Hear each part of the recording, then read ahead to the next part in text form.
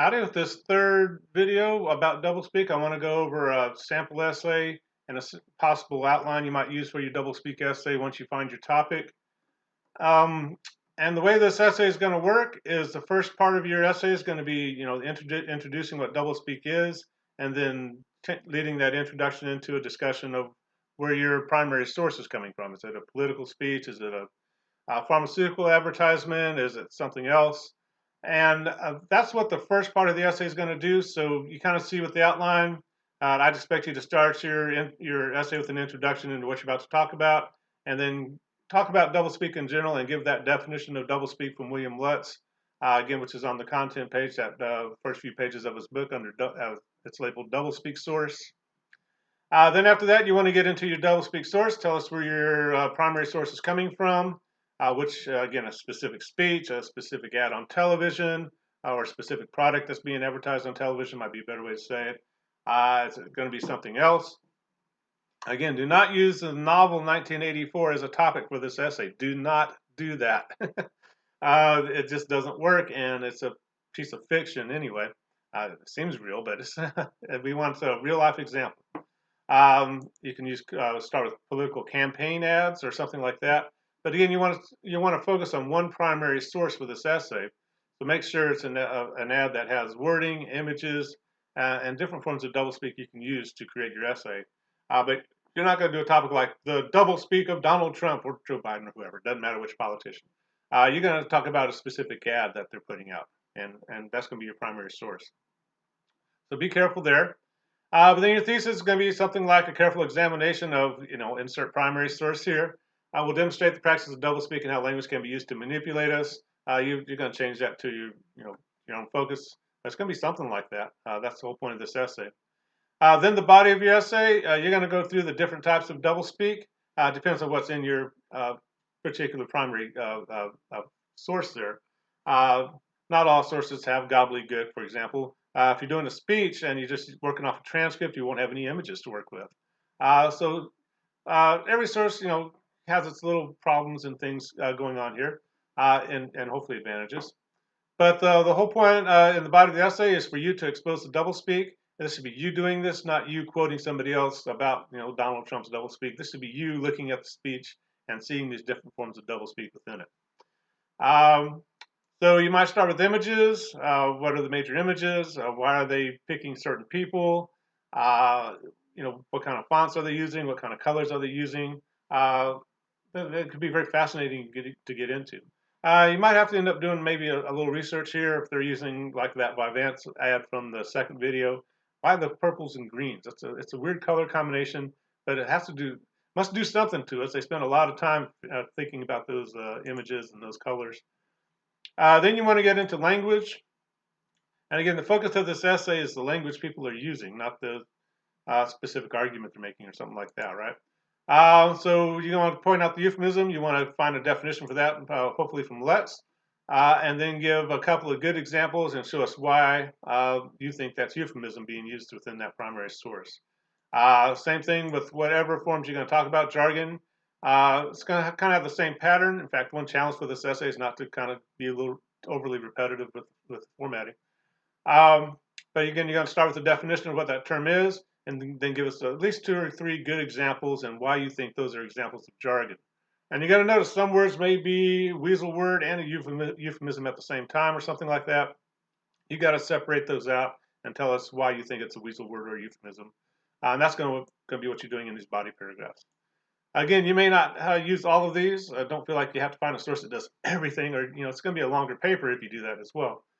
You might end up with a different type of doublespeak that you define for yourself. A good example is I had a student work with some things Kellyanne Conway said, the president's advisor, and she uses misdirection quite a bit, where you say, why did the president say this? Like, well, why did Joe Biden do this?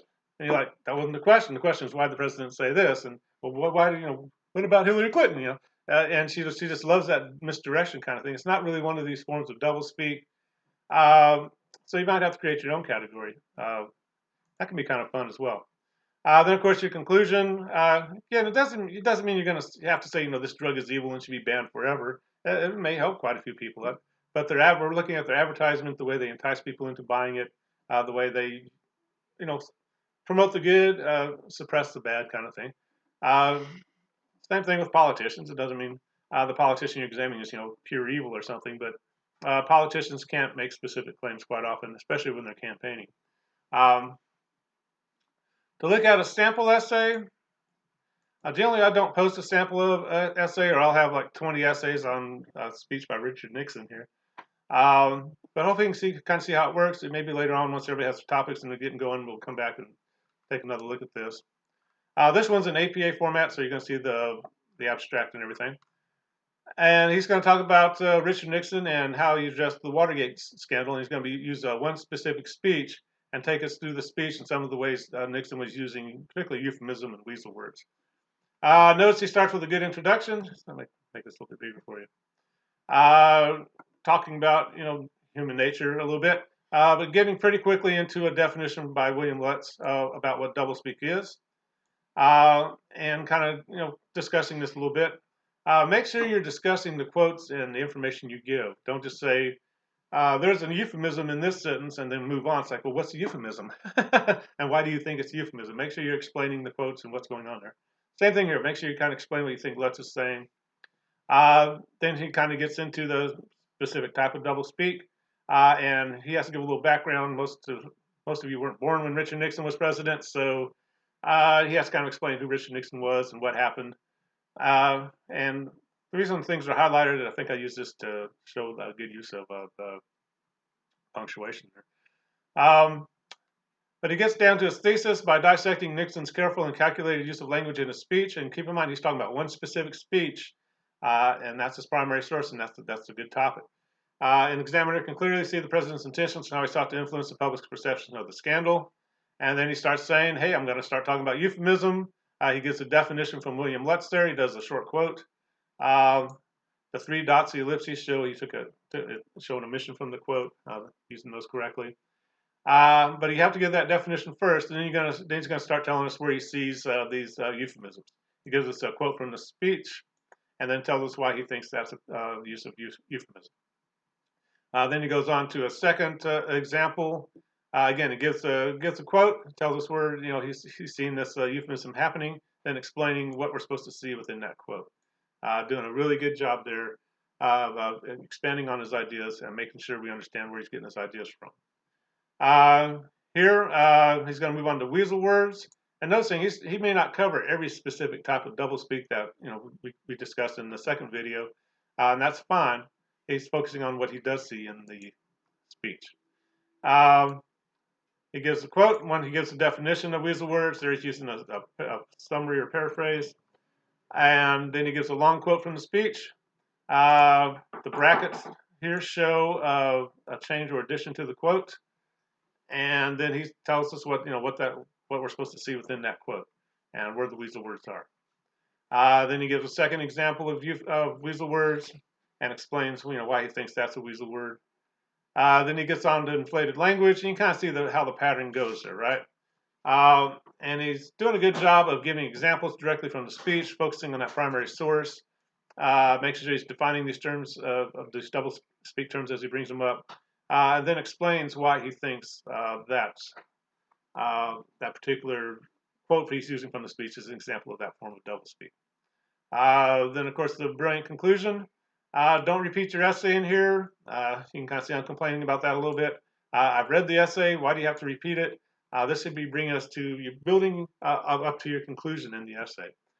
And unfortunately, I think students are quite often taught, particularly in speech classes, to go back and rehash your essay or your speech. Sometimes you're taught, especially if you use that 5-part essay, to go back and restate your thesis or something. Don't do that, please. You've been building. What are we supposed to take away from this essay? And it might be, be careful when you listen to politicians talk, because they're well versed in this language and they're not really trying to communicate with you, or they're even trying to manipulate you into thinking a certain way.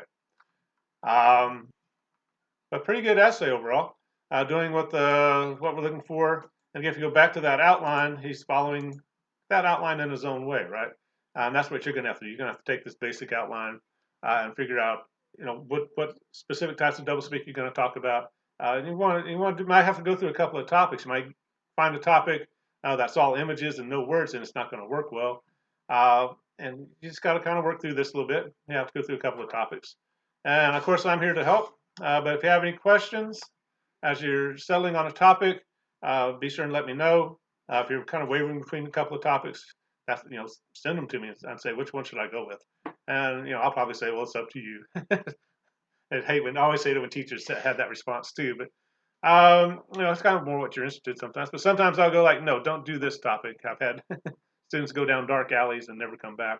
But again, if you focus on a good, political advertisement, I'm getting stuff in the mail from different politicians, and I could probably get a good essay out of the images they use and how they phrase things. Particularly ones that are fairly long, a little bit longer, and a couple of pages. But I'm gonna hush up here. If you have any questions, be sure and let me know, and we'll talk to you later. Bye bye.